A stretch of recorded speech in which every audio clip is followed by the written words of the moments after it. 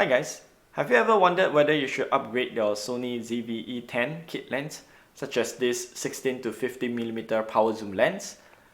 Or perhaps someone have told you that, hey, get a prime lens, it will be better for your photography, such as this one, the Sony 50mm F1.8 OSS lens. Well, today we're going to find out the differences between these two. Let's get the intro rolling.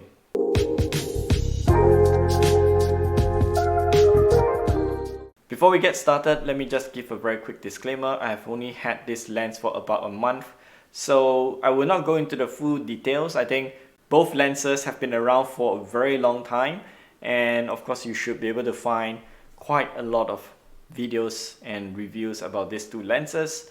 So today I just wanted to share some of my personal takeaways when I try to compare these two lenses. So in terms of sharpness, I think there's no doubt that the prime lens here is much better than the kit lens. So I'll just show you guys a couple of photos and you can see the differences between these two lenses.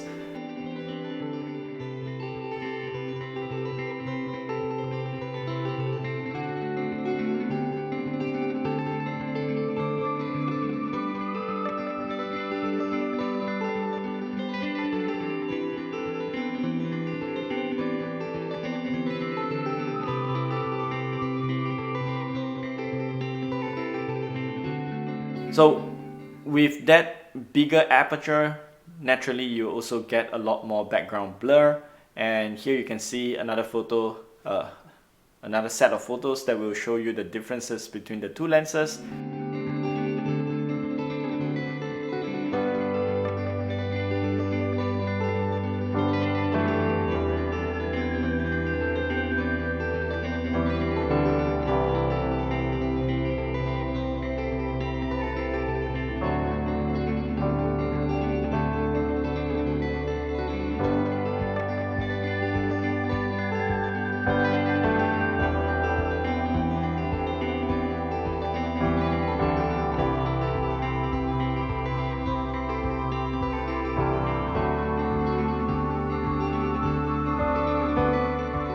So what's my recommendation here?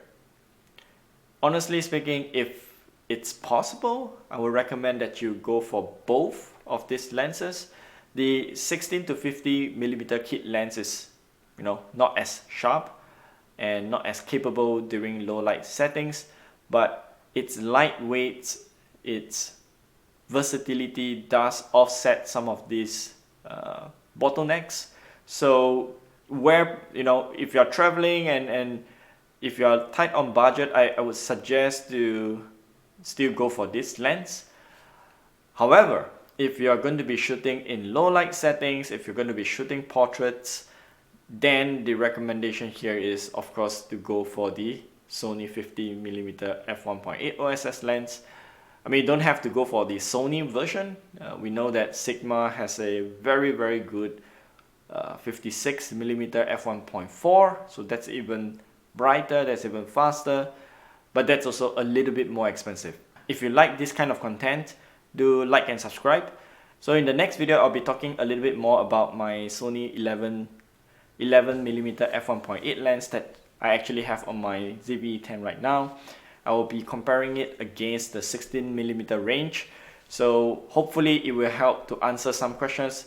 Is it really worth it to purchase a wide lens such as the 11mm f1.8, or could you live with the 16mm range of the kit lens? Right, so do look out for that video and that will come up soon. See you guys, bye.